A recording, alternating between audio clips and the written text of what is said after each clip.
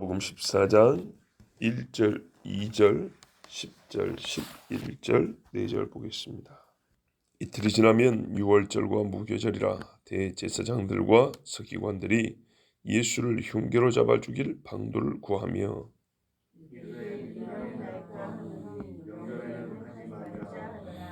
열둘 중에 하나인 가룟 유다가 예수를 넘겨주려고 대제사장들에게 감해 그들이 듣고 좋아하여 오늘 죽이기로 약속하니 유다가 예수를 어떻게 넘겨줄까 하고 그 기회를 찾더라. 아멘. 자, 어제 우리가 1절부터 9절까지 말씀 보았습니다. 그러면서 여기서 중요한 사건은 향유 부은 여인의 이야기인데, 전에도 몇 번 보면 사복음서에 공의 이야기가 있기 때문에 설교했던 것을 잠깐 상기시켜드리고, 이 일이 유다가 예수님을 팔기로 작정하는데 얼마나 중요한 상관을 갖고 있는지를 전했습니다. 오늘 그걸 조금 더 연결해서 말씀을 전하도록 하겠습니다. 1절에 보면 유월절과 무교절이 되어 있습니다. 유월절은 6월 넘어갔다는 뜻입니다. 넘어갔다.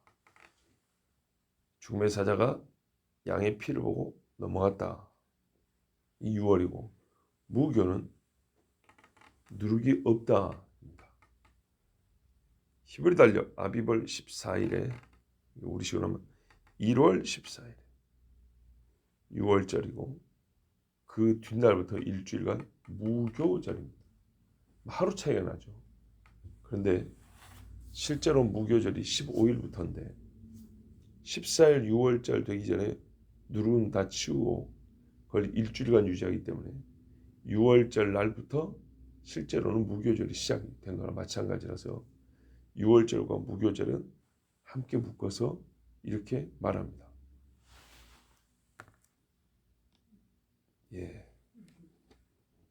얼굴 표정들을 보니까 헷갈려 하시는 모양인데, 다시요. 출애굽할 때 10번째 재앙이 있죠.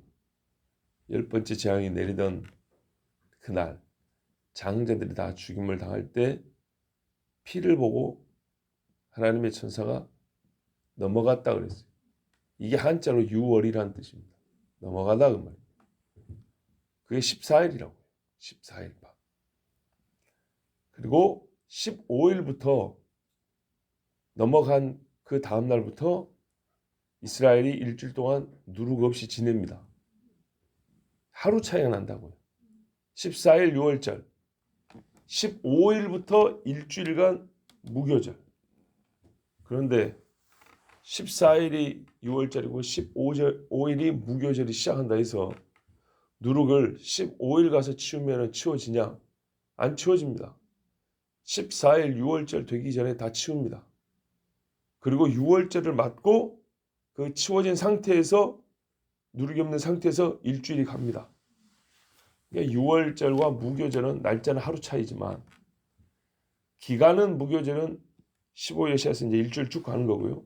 하여튼 14, 15 하루 차이지만 실제로는 누룩을 14일도 되기 전에 치우기 때문에 14일 6월절부터 무교절이라고 그렇게 부르기도 합니다. 여전히 헷갈리는 모양인데요. 자, 이제 이해가 되셨을 겁니다. 그래서 6월절과 무교절은 같이 부르고 붙어있는 절기로서 하나로서 그렇게 날짜를 잡고 절기를 부릅니다. 이때 대제사장들과 서기관들이 예수를 잡아 죽일 방도를 구하는데 흉계로 잡아 죽일 방도를 구했다 그랬습니다. 흉계, 강계, 번역에 따라 다른데요. 한마디로 말하면 정당한 방법이 아니라 불법적인 방법으로 잡아 죽일 방법을 찾았다는 얘기입니다. 즉 예수를 잡는다는 것이 자기들이 갖고 있는 어떤 법을 바르게 적용을 해도, 어떤 법이라도 바르게 적용하면 예수를 잡을 수 없다는 것을 안다는 말입니다. 그래서 불법적이고 거짓말로서 예수를 올무에 걸리게 해서 잡을 길이 없겠나 하고 이거를 강구했다. 부지런히 찾았다는 겁니다. 그러니까 주어진 법을 갖고 적용을 하면 해당 사항이 없는데 이걸 어떻게 삐뚤거나 꼬아가지고 해당이 되게 만들까? 걸리게 만들까? 이렇게 애를 써서 이 잘난 사람들끼리 머리를 싸매고 토의를 했다 이 말입니다. 답이 없어요. 자, 여러분, 옛날에 다윗도 그랬고요. 압살롬이 정당한 방법으로 왕위를 계승할 수가 없습니다. 그래서 사람들에게 겉보기에는 정당해 보이지만 실제로는 불법적인 방법으로 왕위를 뺏으려고 수없이 노력을 했습니다. 이렇게 해서 왕위를 잠깐 뺏어간 것처럼 예수님을 죽이려고 사람들이 하는 노력도 보면은 자기들이 하는 일을 최선을 다하지만 그 최선을 불법적인 것으로 비양심적인 것으로 애를 쓰고 힘을 다해서 예수님을 죽이려고 했습니다. 그리스도인을 죽이려고 할 때도 마찬가지입니다. 늘 하는 소리지만 그리스도인이 순교를 당할 때 도둑놈 중에 최고로 악질이었냐? 살인자들 연쇄살인범보다 더 험한 살인자였냐? 그래서 그리스도인들은 죽이느냐? 그렇지 않습니다. 예수 믿기 때문에 죽입니다. 예수 믿는다는 것이 여러 종교 생활, 즉 다른 신을 믿는다 하는 것과 그들의 일반적인 종교의 자유라는 법률의 헌법 기준에 갖다 대면 뭔 잘못이냐? 전혀 잘못이 없습니다. 똑같지요. 그런데도 불구하고 그것이 잘못이 되게 만듭니다.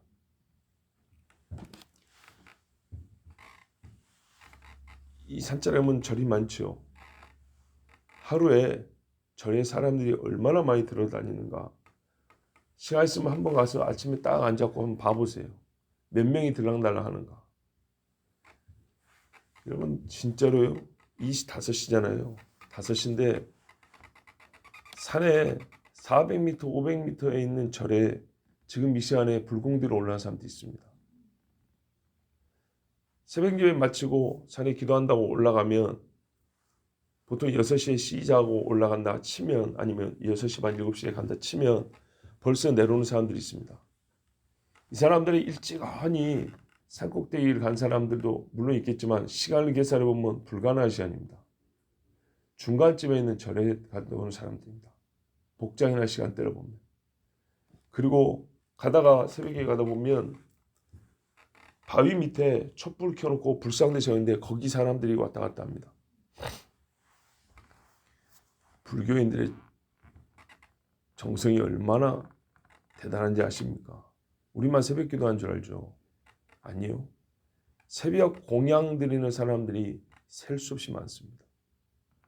그리고 들락날락 하면서 절에는 하루에 수백 명이 왔다 갔다 합니다. 아무 소리 안 합니다. 그렇죠? 그래서 제가 연초에도 그랬잖아요.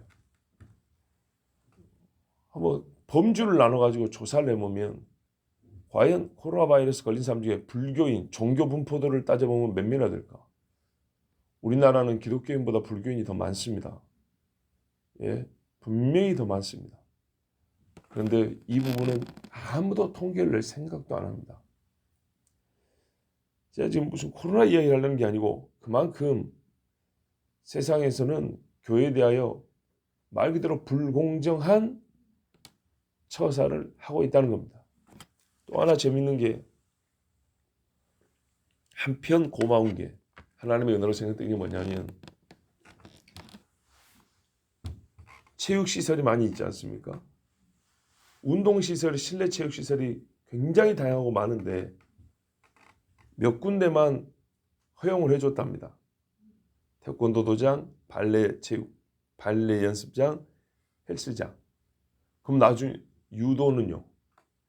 레슬링은요? 검도는요? 권투는요? 엄청나게 억울하겠죠. 말이 안 되잖아요. 헬스장은 땀방울을 한 2배 많이 흘린가요? 태권도 도장은 막 이만큼 떨어져서 한가요? 안 그래요. 피장파장이에요. 오히려 태권도 같은 경우는 애들 떼거지로 모아놓고 수업 시간이 있어요. 다른 체육시설은 알아서 하라고 개인 그냥 가서 지도해주고 이렇게 하는데 거기는 진짜 단체 연습을 해요. 그런데 똑같은 체육시설인데 일부만 허용을 했어요. 자, 이제 여기서 저는 하나님께 정말 감사합니다. 그러니까 교회를 이런 식으로 불공정하게 처우할 때는 아무 관심이 없었던 사람들이에요. 그냥 같이 똑같이 교회를 욕했던 사람들이에요. 근데 자기들이 당해보니까 말이 안 되죠. 그죠? 이게 무슨 개떡 같은 소리냐고요. 태권도 체육관하고 권투 체육관 뭔 차이인데요? 땀 흘리고 서로 가까이 부딪히지 말라고 문 닫게 한 거 아닙니까? 근데 굶어 죽게 생겨놓으니까 이쪽은 쪽수가 많으니까 그러니까 태권도장 많잖아요. 헬스장도 많고 여기는 하라 그러고 어떤 체육시설은 못하게 하고 그러니까 이쪽에서 화가 난 거예요. 이런 불공평한 데가 어딨냐고. 이래서 이제 말이 통하게 됐어요. 교회가 왜 억울하다고 하는지 알겠지? 그러면은 이제 통한다고요. 자, 사람이 이렇게 되면 어떻게 되냐? 입장이 같아지면 이해를 하고 목소리가 하나로 나갑니다. 그래서 조금이라도 교회에서 하는 말을 듣게 되는 그 마음을 납득하고 할 수 없이 왜 자기들이 같은 처지니까 이제 용납하게 되는 왜 이런 문제로 싸우려면은 어쨌든 서로 모여야 될 거 아닙니까? 야, 즉 비그리스도인 사이에서 차별이 발생하니까 불공정이 발생하니까 이제 그리스도인의 억울함과 불공정하다고 호소하는 것이 조금 들리고 통하게 된 것. 일이 얼마나 감사한지. 자, 그래서 생각지도 못한 데서 말도 안 된 정말 웃기는 일들이 터지는데요. 그게 저는 그냥 편하게 얘기할게요. 다 고등교육 받은 사람들이 정치한다고 하고 엘리트들이 한다고 하는데 그 상식적으로 말이 된가 생각을 해보세요. 말도 안 되죠. 근데 왜 그런 결정을 내리고 그런 걸 시행할까요? 이해가 안 돼요. 정말 이해가 안 돼요. 악의적이거나 미안하지만은 바보거나 둘 중에 하나입니다. 자기 주변에는 그런 일에 종사하는 사람들이 없을까요? 다 있겠죠. 그런데도 그렇게 결정을 내립니다. 하나님께서 잠시 우둔하게 하고 조금 더 똑똑하게 하면 그때마다 정말 천차만별의 이 판단들이 내려지거든요. 다윗도 잠깐 사이에 헛짓을 하고 피난길에 떠날 때는 옛날에 사무엘하 보면은 아주 사람이 명민해져 가지고 피난길에는 실수하는 법이 없어요. 희한하게도. 자, 그런 것처럼 자기들끼리 똥볼 차는구나. 그래서 우리가 조금 더 숨을 쉴 수 있는 길이 열리는구나. 기도해놓고 이런 걸 우연으로 보지 마세요. 여러분, 인터콥 이야기를 하나 해줄게요. 인터콥에 봐보세요. 11월 달에 소위 코로나 확진자가 포함된 일행이 잠깐 한 것도 아니고 탐방식으로 슬쩍 왔다 갔어요. 대여섯 명이 왔다 갔는데 그 중에 한 사람이 확진자였대요. 그 한 사람과 동행한 사람들이 전부 다 아무 일이 없었어요. 코로나 감염이 안 됐어요. 동행한 사람도. 그리고 슬쩍 지나갔어요. 그런데 그 뒤로 코로나와 관련된 사람이 인터컵에 없었어요. 근데 인터컵에서는 뭘 했냐? 집회를 몇 번 했어요. 뉴스에 나온 것처럼 몇천 명씩 모인 거 이거는 옛날 자료 화면입니다. 예, 거기 나온 것들은 다 옛날 3년 전 화면들이 그런 것들입니다. 그런데 나중에 누가 걸렸는데 이 사람을 연결하니까 인터컵 아는 사람하고 관계돼 있냐. 이러니까 연결해서 끈이 연결이 된 게 한 사람 있으니까 인터컵 발 이렇게 해가지고 계속 뻗어나가는 겁니다. 만약에 진짜 인터컵 발이하면 그때 당시에 요 확진된 사람과 접촉된 사람들이 나와야 되는데 실제로 이 사람과 접촉된 사람이 아닙니다. 그 후에 인터컵에서 모임들도 있고 하니까 요 모임과 관계된 사람이 있는 거고 직접도 아니고 연결해가지고 여러분 그러면 한 사람이 얼마나 많은 데를 다니겠습니까? 여러분, 우리나라 이 코로나 확진된 사람들 중에는 지하철 타는 사람 한 명도 없는가 봅니다. 버스 안 타고 날아다닌가 보죠. 교통시설 사용 안 하고 날아서 아니면 순간이동해서 코로나 걸릴 그 장소에서 집에서 거기까지 딱 이동한가 보죠. 중간에 거쳐가는데 밥을 안 먹고 사는 모양이에요. 하나도 그런 걸 얘기 잘 안 합니다. 구청들마다 다양한데 여러분들 여러 구청에서 연락이 올 겁니다. 자, 본문에 코로나, 우리 코로나 때문에 이렇게 지금 모이고 있으니까 이 얘기하고 다시 본문으로 갈게요. 구청마다 얼마나 다양하냐면 어떤 구청에서 보내온 문자들에는 교회 얘기가 유독 많은 구청이 있습니다. 예, 대표적으로 저한테 몇 개 여러분 나오죠. 뭐 성동구청에서 오고 중랑구청에서 오고 노원구에서 오고 성북구에서 오고 동대문구에서 오고 요 근처에 또 뭐냐 강북구에서 오고 여러 군데 오십니다.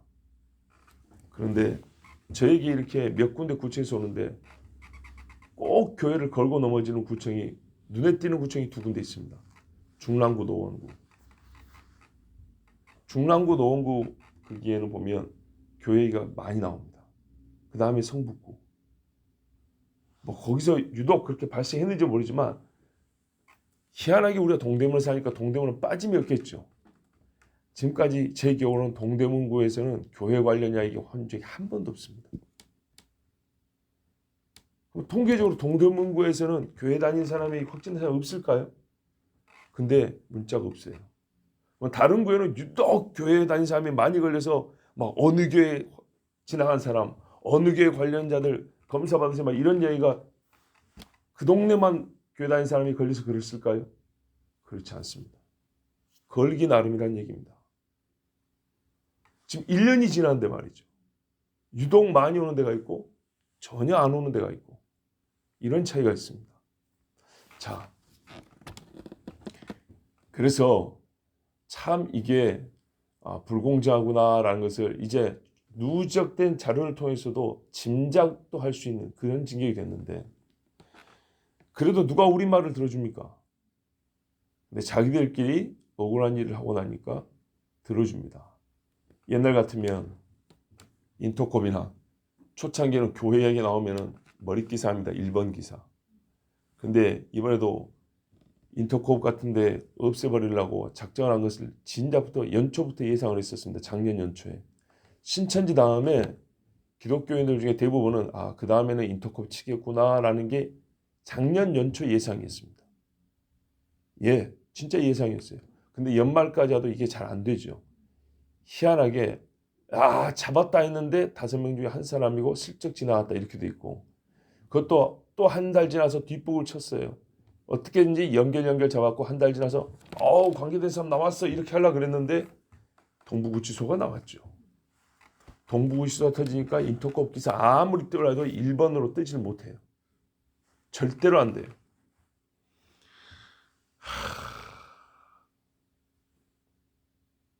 들은 분 계시면 보현봉 꼭대기에서 새벽부터 이렇게 기도한 사람 나는 그분이 자꾸 떠올라요. 믿는 사람들은 어떻게 생각되냐면 다행이다로만 끝나면 안 되고요. 어떻게 우연히 그게 잘 맞아서 이렇게 만듭니다. 자기가 기도해 놓은 것조차도 믿지 않는 사람이에요. 교만이 아니라 기도했으면 하나님께서 우리의 기도를 들으시는구나. 먼저 이렇게 생각이 되는 거예요. 그 인과관계를 우리가 세밀하게 보지는 못해요. 그렇지만 최종적으로 우리가 기도를 했고 우리의 힘으로 불가능한 뭔가의 사건들이 벌어졌는데 이게 우리를 가려주고 돕고 덮고 하는 이런 식의 결과가 주어질 때는 정반대를 행하고자 하는 사람들이 힘을 쓰고 강구하고 있는데도 불구하고 그들의 애씀을 무력하게 만드는 하나님의 손이 있구나라고 이렇게 생각하는 것이 기도한 사람이 마땅히 생각할 바입니다. 그리고 더욱 힘써서 기도하는 것이 우리의 할 일입니다. 저는 그렇게 보고 있습니다. 진짜로 가만 내버려뒀으면 교회는 지금보다 훨씬 더 어려워졌을 겁니다. 그런데도 하나님께서 악인들이 스스로 자기 허물을 드러내게 하시고 이슈가 충분히 됐을 겁니다. 그런데 작년 1년 전부터 1년 전하고 비교를 해보세요. 코로나 확진자 수는 비교할 수 없이 많아졌습니다. 작년 2월 달인가 3월 달 보세요. 30번째 확진자하고 난리가 났었죠. 그죠? 그 대구에서부터 서울을 왔다 갔으며 고대 앞에 30번째 그 한 사람 때문에 전국이 뒤집어지고 난리가 났어요. 근데 지금 한 하루에 300명? 서울 수도권에서만 300명 해도 별로 신경 안 쓰이죠. 전국적으로 30명이 하루에 생겼던 30번째 그 한 사람이 돌아다닌 것만 하더라도 그렇게 시끄러운데 지금 그렇게 안 됩니다. 왜 그럴까요? 무뎌졌다고 하지만은 실제는 훨씬 삶의 긴장도가 높아지고 어려운 건 사실인데 작년 이맘때보다 더 복잡한 뉴스거리가 많아졌어요. 훨씬 많아졌어요. 그렇지 않습니까? 뉴스거리가 사람들 입에서 오르락 내리락 할 이름들이 겁나게 많아요. 이 많은 일들이 발생을 해버렸어요. 이것들을 싹 덮을 수 있는 것이 옛날 같으면 코로나 뉴스인데 지금 코로나 뉴스를 시간을 편집할 때 빼야 될 정도로 더 재밌는 뉴스들이 많아져 버렸어요. 이게 우연이라고 생각하십니까? 그렇지 않습니다. 거꾸로 일이 벌어지고 있습니다. 그래서 어려운 지경이라 하지만 우리가 사방으로 우겨싸움을 당하지 않냐고 피할 길을 내주신다고 그랬는데 나는 그것이 경험이 되고 보입니다. 그럴 때 믿음의 사람들은 더욱 기도해야겠구나. 그리고 그것이 기도한 사람에게는 기도한 사람이 보이기 때문에 기도 안 한 사람은요 다 자기처럼 기도 안 한 줄 알아요. 왜? 기도한 사람은 기도하는 자리가 있거든요. 근데 자기가 기도를 안 하니까 기도 외에 다른 데서 뭔가 난 줄 알아요. 이제 안 그렇습니다. 기도한 사람들만 이런 말을 합니다. 기도했기 때문에 하나님이 기도 응답을 해주신 거다. 야, 그 사람이 그렇게 기도하더니 그분이 그렇게 기도하더니 하나님께서 이렇게 인도하시구나. 이런 간증과 고백은 한 사람들만이 할 수 있습니다. 자, 여러분 이제 어쨌든 우리 교회도 문제라면 문제가 생겼습니다. 근데 막상 그렇게 겁나지는 않습니다. 그렇죠? 그 별로 겁 안 날 겁니다. 초창기 같으면 겁이 많이 났겠죠. 똑같은 한 사람이라도 봐보세요. 처음 같았으면 무지하게 겁나고 난리가 났을 건데 지금은 심적으로 그렇게 많이 두렵지 않죠. 왜 안 두렵습니다. 행정상에 불이익이 있을까? 생활하는데 개인적으로 여러 손해들을 감당해야 될까? 이게 염려가 되는 것이지 뭐 병이 무섭다거나 뭐 죽을까봐 병들까봐 뭐 이런 공포심은 사실상 거의 없습니다. 이것도 그냥 시간이 갔다고 만들어지는 것들이 아닙니다. 기도하고 다 상관이 있습니다. 자, 그래서 여러분 이 시간에도 열심히 나오셔서 기도한 거 참 잘하셨고요. 악인들도 예수 죽인다고 강구했답니다. 거짓을 만들어낸다고 힘을 쓰고 애를 다 쓴답니다. 그러면 참 진리가 있고 하나님 앞에 기도하는 사람들은 얼마나 더 열심을 내야 될지 우리 한번 잘 생각해 볼 수 있기를 바랍니다. 그리고 이미 그렇게 하신 분들이 여기 있다고 저는 봅니다. 2절 보십시오. 이제 조금 빨리 볼게요. 밀란이 날까 하니까 명제는 하지 말자 그랬어요. 자, 예수에 대해서 일반 사람들이 선지자와 메시아가 있어요. 양분됐지만 결국에는 죽일 수 없는 사람입니다. 선지자를 죽였다고 칭찬할까요? 메시아를 죽였다고 박수를 쳐줄까요? 불가능하죠. 백성들의 판단보다 이 사람들은 스스로 옳은 판단을 내리고 있다고 생각했습니다. 자, 백성들의 판단대로 하면 선지자든 메시아든 절대 죽이면 안 되는데 이 사람들 죽이려고 했으니 선지자도 메시아도 아니라는 겁니다. 적어도 우리가 니들보다는 판단을 잘해. 이렇게 교만한 사람들이 있습니다. 자, 둘 다 틀렸다고 생각했습니다. 성경에 약속이 있고요. 예수님 행하신 일이 증거하고 말씀의 논리가 있고 정황과 사람들의 양심이 모두 가리키는 방향은 예수는 메시아다. 최소 선지자다. 이랬지만 이 모든 증거와 지시하는 이 방향 등 이 지시표를 서기관들과 바리새인 대제사장들은 다 거부했습니다. 자기의와 교만으로 이 모든 것들을 거부했습니다. 여러분 충분한 증거가 설득하리라 믿지 마세요. 예수의 이들이 말 잘하면 다 넘어오냐? 절대로 그렇지 않습니다. 넘치는 증거가 승리를 가져다 주리라 기대하지 마십시오. 10가지 재앙이 적어서 바로가 병거를 홍해 가운데로 몰아넣지 않았습니다. 소돔과 고모라의 멸망이 작아서 롯의 두 딸이 소돔의 죄악을 버리지 못한 것이 아닙니다.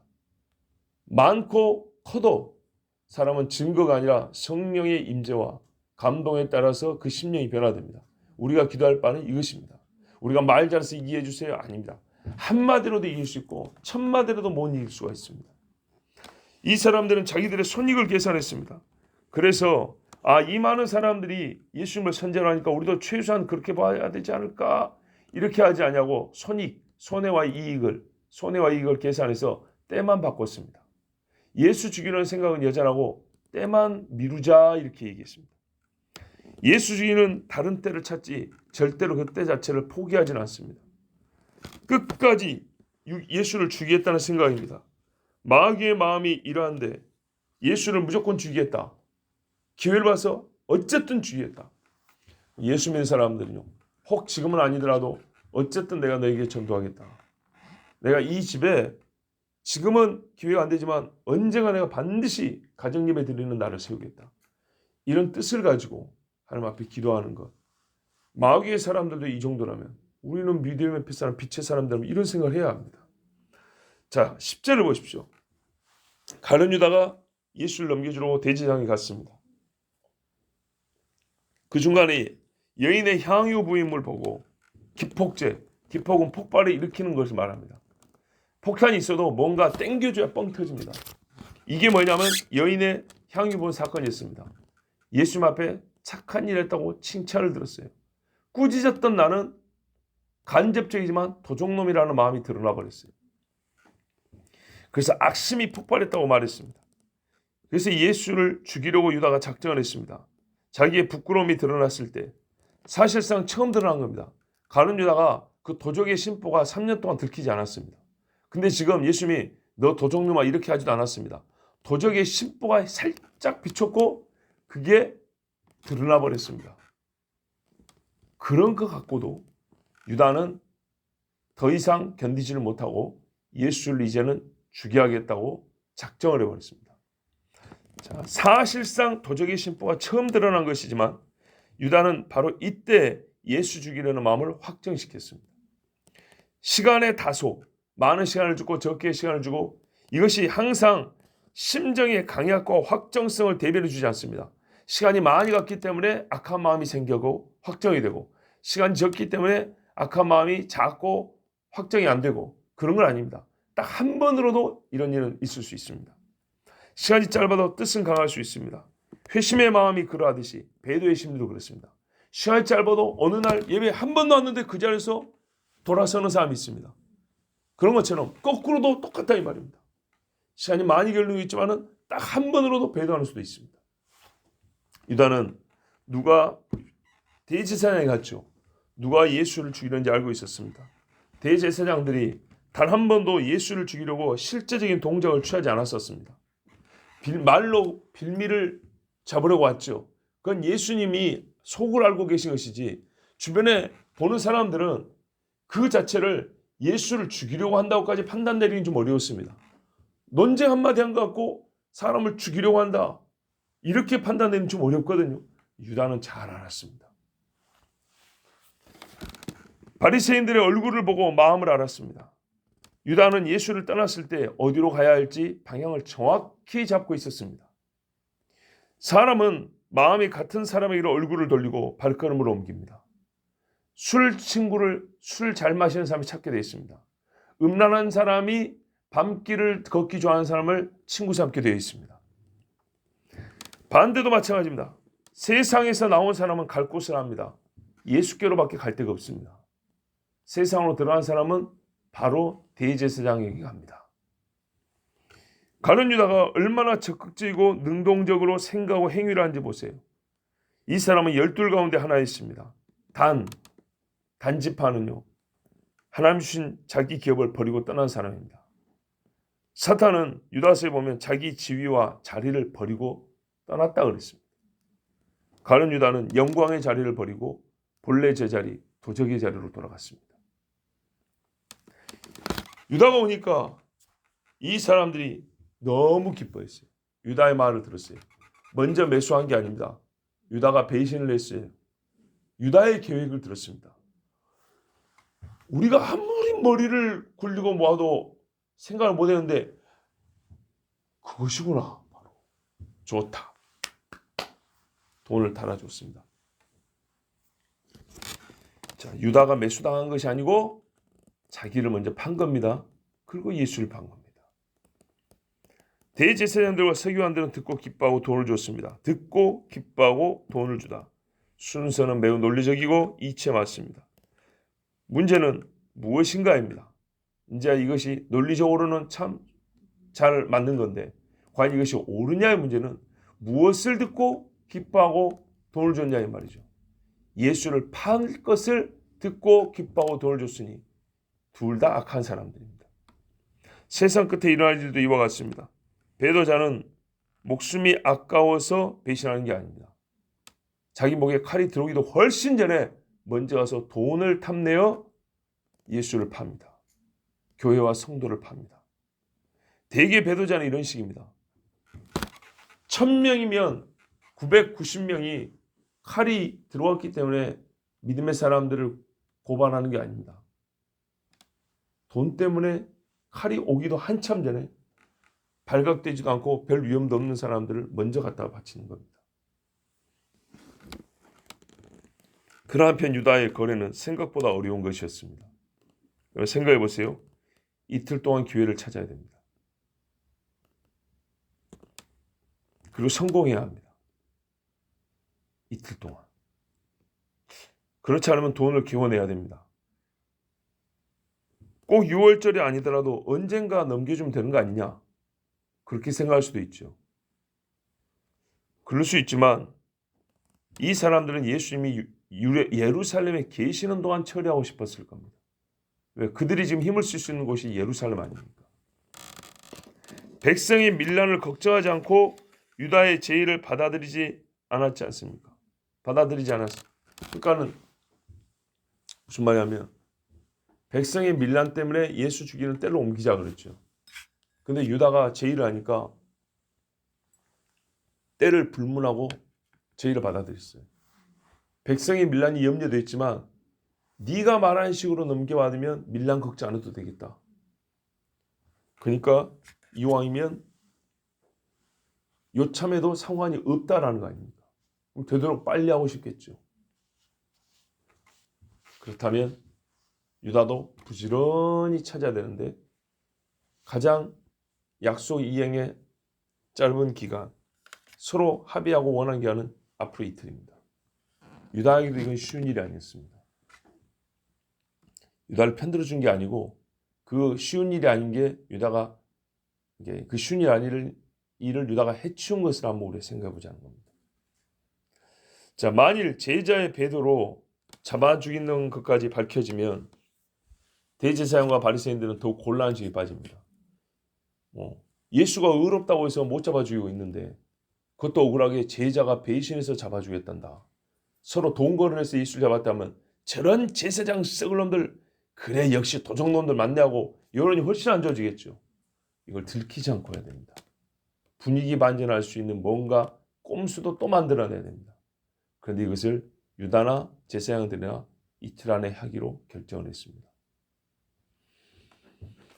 이 기회를 놓치고 싶지 않았습니다. 백성을 속여 도둑질할 그 마음을 도둑질할 궁리도 다 해두었습니다. 그리고 충분히 가능하다는 판단을 내렸습니다. 그리고 한번 해보자고 손을 잡았습니다. 1년이면 족할 줄 알았죠. 뭔가 교회를 무너뜨리는데도 짧은 시간에 여론몰이만 잘하면 될 줄 알았죠. 근데 의외로 이상한 데서 터지는 겁니다. 압살롬이 다윗을 몰아내는데 얼마나 빠른지 불과 열흘 만에 예루살렘을 뺏었습니다. 한 달도 안 걸렸어요. 그런데 왜 다윗에게 패했습니까? 다윗의 사람이 압살롬 안에 들어있어서 그 천재 아히도벨의 괴계를 폐하했다 했습니다. 천재 아히도벨이 작전을 내셨는데 눈에 보이지도 않는 후세라는 사람이 작전 하나 내세웠는데 그 말을 듣고 압살롬이 따랐다 했습니다. 있을 수 없는 일이 벌어진 겁니다. 하나님이 이렇게 일을 하십니다. 자, 이제 유다는 예수님과 몸은 함께 있지만 마음은 대제사장들과 함께 있습니다. 유다의 하루 일과는 주의 말씀을 귀로 듣지만 줄을 넘겨줄 기회 찾는 데 생각이 쏠려 있습니다. 하루 종일 뭔 생각하겠습니까?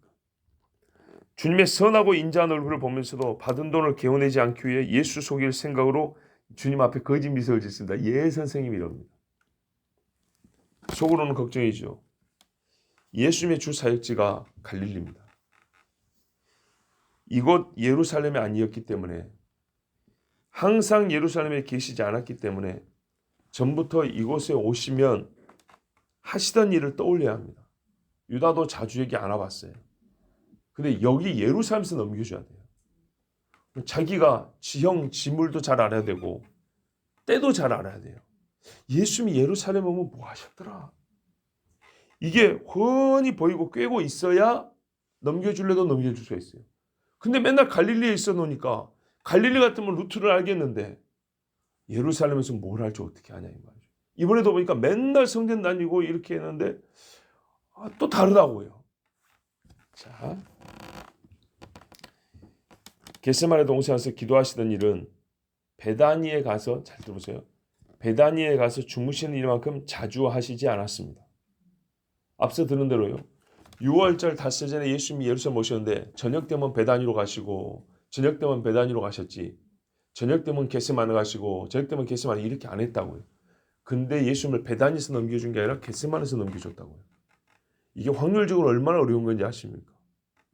근데 딱 맞아떨어졌어요. 단 한 번의 시도로 성공을 했습니다. 예상과 예측을 했습니다. 아, 지금은 겟세마네 동산에 가셨을 것이다 라고. 이거 왜 그러냐? 절기 지키러 예수님이 예루살렘 오시죠. 6월절 지키러 예루살렘 오셨어요. 매년. 근데 그 절기 지키러 오셔가지고 거의 매일 베다니 가서 주무시고 오셨는데 딱 마지막 6월절 식사하는 날은 해년마다 겟세마네로 돌아가시는 거예요. 그래서 그날을 딱 잡은 거예요. 또 새롭게 발견한 사실이죠. 그렇지 않으면 가룟 유다가 예수님이 이 시간에 겟세마네에 있다는 걸 알 수 없어요. 무슨 GPS 추적하는 것도 아니고 알 수가 없어요. 근데 여러분 이 말씀 기억날 겁니다. 유다도 알더라. 이거는 다 기억하고 계시죠? 어떤 의미에서 안다는 걸 제가 지금 설명해 드리는 거예요. 예수께서 이 말씀을 하시고, 즉 성찬식 하시고 제자들과 함께 기도하는 시내 건너편으로 나가시니 그곳에 동산이 있는데 제자들과 함께 들어가시니라. 그곳은 가끔 예수께서 제자들과 모이시는 곳이므로 예수를 파는 유다도 그곳을 알더라. 본문 넘어서요. 가끔 모이는 데요. 가끔 모이는 데는 모인 기억은 있지만 때를 정확히 맞추기는 어려워요. 근데 가끔 모이는데 때를 어떻게 정확히 맞췄냐 이 말이죠. 그 가끔이 언제였냐면 6월절 식사 마치고 거기 가서 기도했던 거예요. 바로 오늘을 미리 예표로 예수님은 해년마다 해오셨던 거예요. 기도는 시내가 말해 그 겟세마네 기름 짜는 곳. 그 기름 짜는 곳에서 자기를 짜내야 하나님께 드리는 일을 해년마다 했던 거예요. 그래서 유다가 거기 매년 딱 오늘 밤에 갔던 거기 지금은 사람들이 사는 집에 안 가요. 거기 있으면 끌어낼 수가 없죠. 아무도 없는 거기 유다도 거기는 알고 있었어요. 그때와 장소 알고 있었어요. 그래 놓으니까 단방에 거기 가서 예수님을 잡아올 수 있었던 거예요. 예. 요 며칠 사이에 볼 수 없는 특별한 저녁 시간. 그러나 해년마다 주님이 지키셨던 예수님의 절기. 그 시간을 알았습니다. 여러분, 우리가 해년마다 하는 거룩한 일이 어떤 의미에서 우리가 잡힐 때가 될 수도 있습니다. 주일날 예배하는 때. 유대인들이 피난을 가야 되는데 예수님 말했습니까? 너희의 도망하는 일이 안식이래나. 겨울이 되지 않기를 기도하라. 악인들도 알아요. 도망가는 유대인이 힘들어하는 때가 언제인지. 유다는 장소는 알지만 진짜 중요한 건 때인데 사람들이 없고 고요하고 우리가 음모를 꾸미고 행할 수 있는 그 때가 중요한데 유다는 이때를 알았고 쾌제를 불렀습니다. 예, 주님의 때를 아는 자가 주님을 배도하고 교회의 때를 아는 자가 교회를 배신합니다. 교회를 배신하려면 교회가 교회다운 일로 모일 때를 찾아야 되지 않겠습니까? 공무원이 언제 옵니까? 월요일 밤에 옵니까? 토요일 새벽에 옵니까? 아니죠. 1번으로 찾는 시간이 교회 때 우리의 주일 예배 시간입니다. 이제 배도가 있다 칩시다. 그럼 우리가 그 날을 옮길 수 있겠죠. 그러면 그 날을 어떻게 알고 올까요? 저는 이런 생각도 해봤습니다. 진짜 코로나 시국에 우리가 특별히 기도하러 온 분들이니까 오늘 제가 좀 그 성경과 관련이지만은 조금 다른 이야기들 좀 더 해드리는 겁니다. 이해해 주십시오. 우리가 유대인의 절기를 배웠잖아요. 성경의 절기를 배웠잖아요. 절기대로 예배하면 우리는 썬데이에 예배할 게 아니고 언제 예배해야 되면 안식일에 예배를 해야 됩니다. 유대력에 따른 안식일, 즉 성경이 하나님이 창조할 때부터 계산해서 7번째 날은 우리의 달력과 다릅니다. 말 그대로 7번째 날입니다.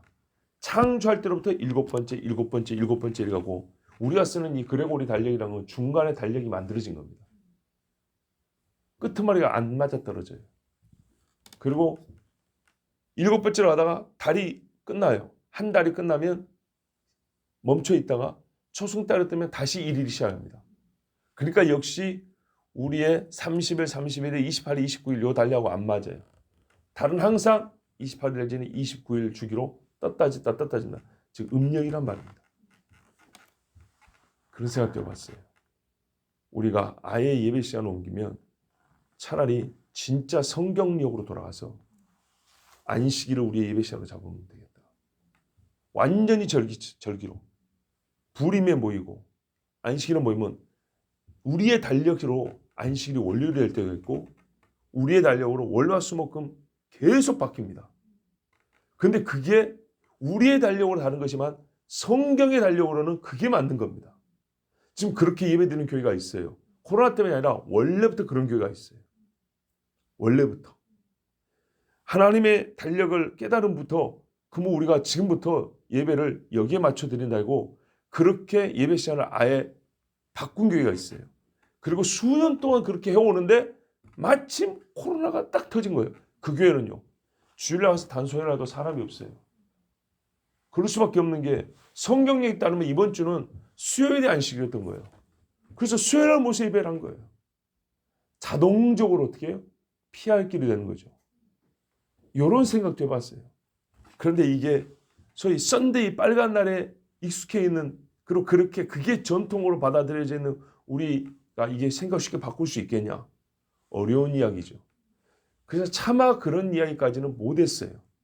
그러나 지금 우리 교회에서 소위 확진자가 나왔다는데도 지금 모여있는 세상 말로 정신없는 여러분이기 때문에 자, 이런 이야기도 이제 할 수 있는 거예요. 지금 그렇게 하자, 지금 당장 그래야 하자는 게 아니라 피할 길을 주신다는 하나님의 말씀을 절대로 그걸 그냥 말로만 듣지 말라고요. 다양한 방법들이 있어요. 예배도 온라인의 한 가지 방법이 아니라 오프라인의 창의적인 수많은 방법들을 우리에게 주신 죄로 충분히 이걸 구상해서 예배를 할 수가 있어요. 정말 많은 방법이 있어요. 근데 우리가 이 일에는 우리의 지각을 잘 안 써요. 어떻게 하나님께 예배할 수 있을까? 이것만 가지고 우리가 1시간을 딱 잡고 5분, 10분 이렇게 말고 진짜 우리가 딱 1시간 진지하게 한번 서로 얘기를 한번 해보죠. 그러면 생각보다 많은 방법들이 나옵니다. 근데 이런 일은 우리가 잘 힘쓰지 않는다는 거. 예수 죽이려고 이 방법이 좋을까 저 방법이 좋을까 별의별 생각을 다 하고 근데 안 나오니까 배도자를 찾아냈는데 우리는 진짜로 하나님 앞에 예배하기를 원한다면 수많은 진짜 기상천외한 방법들도 만들어낼 수 하나님이 지혜를 주시면 생각이 될 수도 있어요.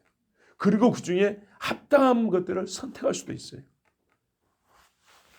이 시간에 나온 여러분, 우리는 지혜를 어디다 써야 될지, 우리의 육신의 수고와 생각하는 수고를 무엇을 위하여 어디다 써야 될지 한번 생각하시고 이를 위해서도 우리 같이 기도하겠습니다.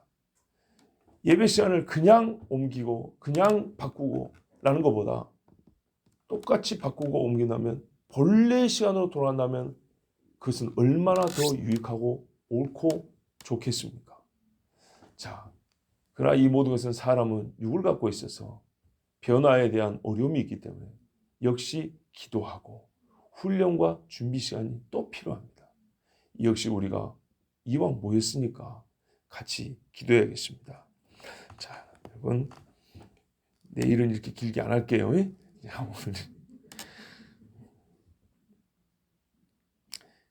교회 때를 아는 사람이 예배와 친교의 모임의 때와 장소를 알고 배교하는 겁니다.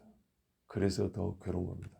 한 집안 식구가 배교하고 죽는데 넘겨준다는 것처럼 실제로 교회 역사도 그랬습니다.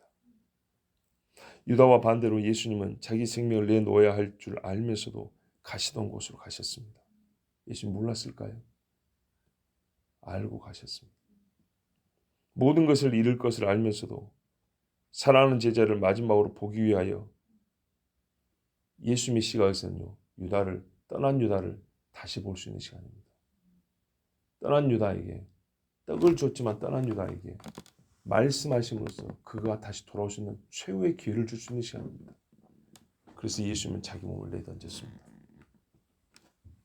십자가 한편에 달린 강도에게 마지막 복음을 증거하고 그의 영혼을 보냈다면 이 12 중에 하나를 일으키고자 하셨겠습니까?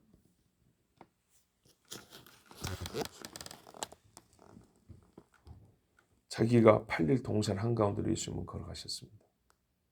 하나님을 찬미하면서 가셨습니다. 잡히는 그날 찬미하면서 갔습니다. 그리고 이를 보여주고 깨우치게 하여 제자들을 데리고 가셨습니다. 이것이 나의 가는 길이라. 이것이 너희의 갈 길이라고. 제자들은 그날 다 봤습니다. 누가 예수를 어떻게 배신하고 잡아갔는지. 예수님은 또한 그에게 무엇을 했는지. 나중에 사도들이 다 이렇게 걸어갔습니다. 알면서도 교회에 나와 예배하는 여러분, 격하게 환영합니다. 세상이 우리를 오늘 우리 이야기가 그대로 만일에 알려진다고 생각해 보세요. 여러분과 저를 뭐라고 부르겠습니까? 저런 미친놈들이 이렇게 부르겠죠? 아니, 세상의 화법을 그대로 한번 생각해 보세요. 뭐라고 말하겠어요? 좋은 말 하겠습니까? 교인들이라 할지라도 우리를 어떻게 생각할지 알면서도 지금 이 시간, 진짜 이때 여기 나와서 기도하는 여러분 정말로 환영하고 사랑합니다. 주 하나님께서 여러분과 나를 아시고 보고 계십니다. 이거는 진짜 믿으셔야 합니다. 그래서 제가 여러분에게 오늘 하나님께서 하라고 명하신 축복의 말을 전합니다. 여호와는 내게 복을 주시고 너를 지키시기를 원합니다. 여호와는 그의 얼굴을 내게 비추사 은혜 베푸시기를 원합니다. 여호와는 그 얼굴을 내게로 향하여 드사 평강 주시기를 원하노라. 기도하겠습니다.